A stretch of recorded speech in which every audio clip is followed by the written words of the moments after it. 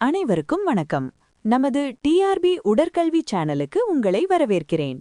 இன்று உடற்கல்வி மேலாண்மை மற்றும் போட்டித் தொடர்கள் ஸ்போர்ட்ஸ் மேனேஜ்மெண்ட் அண்ட் டோர்னமெண்ட்ஸ் குறித்த மிக முக்கியமான 10 வினாக்களை விரிவாக பார்க்கப் போகிறோம். விடைகளை தெரிந்தவர்கள் உடனுக்குடன் கமெண்ட் செய்யுங்கள். Question 1. The intramural program promotes competition.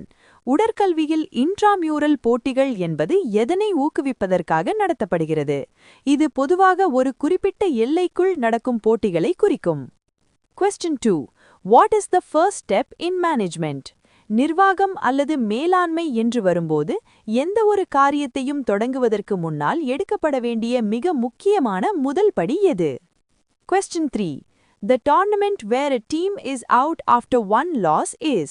விளையாட்டுப் போட்டிகளில் ஒரு அணி ஒருமுறை தோற்றால் கூட அந்த தொடரை விட்டு வெளியேற வேண்டும் என்ற விதியை கொண்ட போட்டித் தொடர் எது? Question 4. Budget is basically a. எந்த ஒரு விளையாட்டு விழாவை நடத்தும் முன்பும் தயாரிக்கப்படும் பட்ஜெட் என்பது எதனை அடிப்படையாக கொண்ட ஒரு திட்டமாகும்? Question 5. A league tournament is also known as. League tournament என்று அழைக்கப்படும் போட்டித் தொடருக்கு உள்ள மற்றொரு பெயர் என்ன? இது அனைத்து அணிகளும் மற்ற அனைத்து அணிகளுடன் விளையாடும் முறையாகும். Question 6.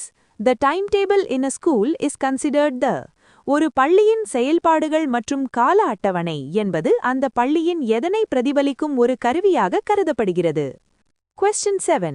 In a knockout tournament of 11 teams, how many byes are given?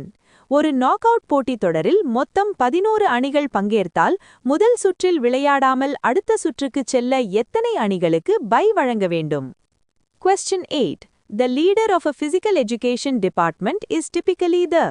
ஒரு கல்லூரியிலோ அல்லது கல்வி நிறுவனத்திலோ உடற்கல்வி துறையை முன்னின்று நடத்தும் தலைவர் எவ்வாறு அழைக்கப்படுகிறார்?